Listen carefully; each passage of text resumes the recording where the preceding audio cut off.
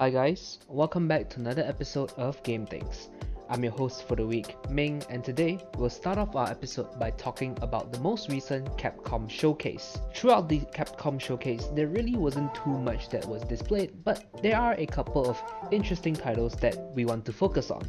The first title that we'll be focusing on is Exoprimal, which open beta runs from the 17th of March up until the 19th of March. So if you've never heard of Exoprimal, it's actually a pretty interesting live service game.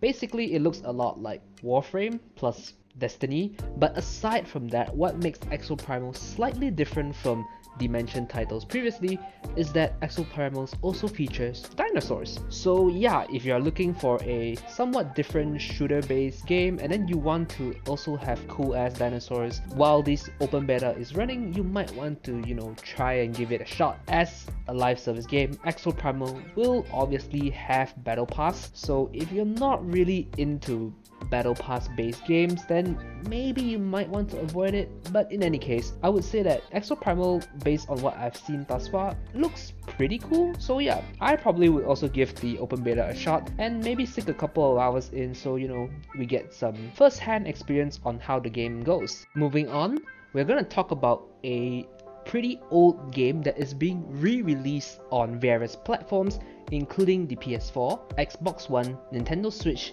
as well as PC. And this title in question is Ghost Trick Phantom Detective. So Ghost Trick Phantom Detective was originally a title that was only available on the Nintendo DS. Now you might be wondering, what is this game exactly? So this game is actually a pretty interesting mystery-based game that also involves a really good story. Aside from the story, since it's a mystery game, obviously you'll be solving a ton of puzzles, which this game does really well. I mean, after all, it is a remake and the game has to be good enough to warrant a remake. So yeah, if you really enjoy games like Ace Attorney or Zero Escape games, then I would highly suggest giving Ghost Trick Phantom Detective a try when it's released on the 30th of June this year. Moving on, we're gonna talk about our last and final feature from Capcom's showcase, which is Resident Evil 4 Remake. So Resident Evil 4 Remake has just released a demo recently, and this demo is basically the chainsaw demo, which is available now on all platforms. From this chainsaw demo, you can basically get like a close to 30-minute experience with the game, which is pretty decent, all things considered. And the best part of this chainsaw demo is that you can even encounter a hidden mode called the Mad Chainsaw mode. This encounter is random, and the mode will feature a much harder difficulty compared to the normal mode. Unfortunately, this Mad Chainsaw mode will not be available in the final version of the game when it's released. So if you really want to try out this hidden mode, I highly suggest checking out the demo right now before you actually get the full game. And one other thing about this particular demo is that there are actually a ton of hidden Easter eggs that you can actually go and find out, including things like hidden weapons that you have to fulfill certain conditions to unlock, or maybe just some very powerful weapons just lying in plain sight that you have to explore to actually obtain. All in all, I would say that this type of hiding Easter eggs in demos are a very good method of hyping up the player base before the actual game releases 2 weeks from now. And that basically marks the end of our segment featuring the Capcom showcase. Next, we're just going to talk about some other game updates that you might be interested in, starting off with Outlast Trials, the co-op survival horror game. Yes, this game is finally releasing and it will be in early access on the 18th of May this year. I've seen some gameplay footage and it does look pretty creepy all in all, and the best part is it actually looks like a pretty scary horror co-op game, which is a bit nerve-wracking for a player that doesn't really like too much horror games. Yes, I admit it, I don't really fancy horror games too much. I do dabble occasionally in things like Resident Evil, but Outlast is kind of a different beast. Moving on from the horror aspect, let's talk about a more sci-fi based game, and the game in question is, well, Starfield. Starfield, which was announced quite some time ago, finally got an official launch date, which is September 6, 2023. Aside from that, the Bethesda has also confirmed that they will be having a special Starfield Direct sometime during June this year to give us more information about the game before its upcoming release. So for all you fans that are really interested in Starfield, you guys might want to pay attention to the episode that will be coming out in the future covering this special direct. And that pretty much is all the news we have for Starfield. Now let's move on to another title that people are looking forward to a lot, and that is Lord of the Rings Gollum. So Lord of the Rings Gollum recently got a brand new story trailer that showcased some more aspects of the story, as well as some environments that our main character will be going through. Unfortunately, this story trailer did not really showcase too much new gameplay mechanics, and it really just mainly showcased the environments that you'll be exploring. But nonetheless, the game still looks pretty decent. I say that the environments all look very nice, but without really knowing too much about the gameplay, it's still kind of hard to judge at this point of time. But hopefully when more information is released, we get to be able to make a better judgment of whether this would be a good game or not. And one other thing about this particular title that I personally am quite worried about is that we still don't really have a fixed release date yet. So I'm really hoping that, sometime maybe in the next 2 months we can get more information as well as a fixed release date, so players can kind of know what to expect and make themselves more invested and more hyped up for this upcoming game that might potentially be a very good game. And that pretty much marks all the interesting upcoming news that we have for this week. And now we'll move on to some rather depressing news that was recently announced. So the first news that I'm gonna cover is a delay on RoboCop Rogue City, which has its release date postponed to September this year. Moving on, we have System Shock Remake. For the PC version, they have delayed the game to be released on the 30th of May, but for the consoles port, yeah, you guys are getting the short end of the stick as the game has been delayed to oblivion.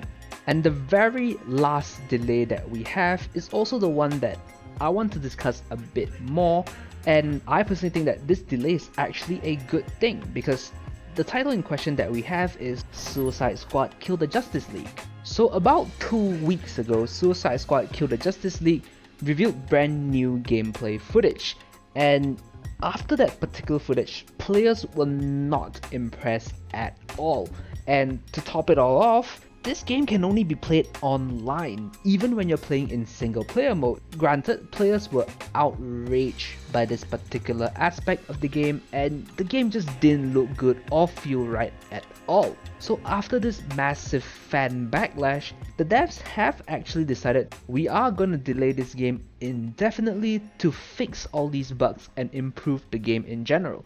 Which is why I say that, this delay is actually a good thing, because Suicide Squad Kill the Justice League is actually a pretty interesting game that has a really good premise. So yeah, I'm really hoping that with this delay, we actually see really good improvements of the game itself. Otherwise, I would say it's probably gonna be another flop. Anyways, enough about the delays. Let's talk about some games that you can enjoy right now. Starting with Bayonetta Origins, Charizard and the Lost Demon, available on the Switch. So this title in particular is, yes, a Bayonetta game, but unlike the normal Bayonetta game, it's slightly different. Actually, not just slightly, but in fact very different, because you don't play as the usual super badass crazy witch. Instead, you play as her before she became a badass, back when she was younger, and you don't actually initiate combat. The thing that initiates combat is your demon. So yes, you are basically a little girl controlling a demon that does your battles for you. And the art style, unlike its usual games, is also completely different, because the game itself explains her origin story, and it basically just talks about her when she was in her younger days. Similarly, the art style reflects that. All in all, the game actually looks really interesting because the gameplay mechanic is just so different compared to what you would normally expect of a Bayonetta game. If Bayonetta is not your cup of tea and you prefer a more story-based game, then guess what? This next title would be perfect for you, The Wreck. And it's a title that is very heartwarming and touching, I guess. Think Life is Strange, but with a slightly different art style. So if you're the type of player that really enjoys this type of game and really just wants to feel highly immersed and invested, then I would say The Wreck is basically the perfect game for you. The best part about The Wreck is that it is available on all platforms right now, so you can enjoy it at your own comfort at home, or if you're traveling, let us know how you feel about the game once you've played it.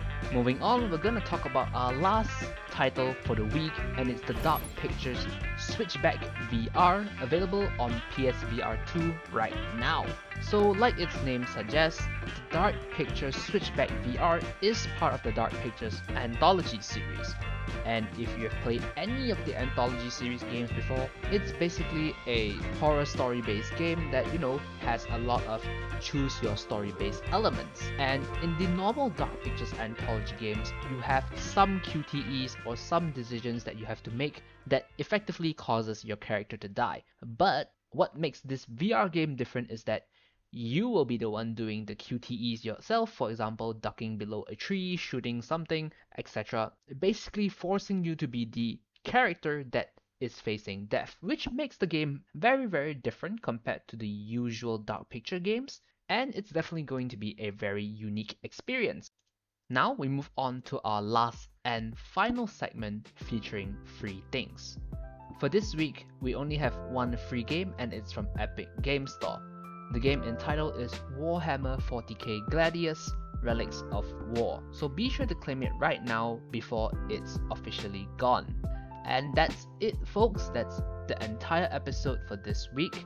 Once again, I was your host Ming, and I hope that you guys enjoyed the episode, and we will see you guys next week on another week of Game Things. Thank you so much. Goodbye.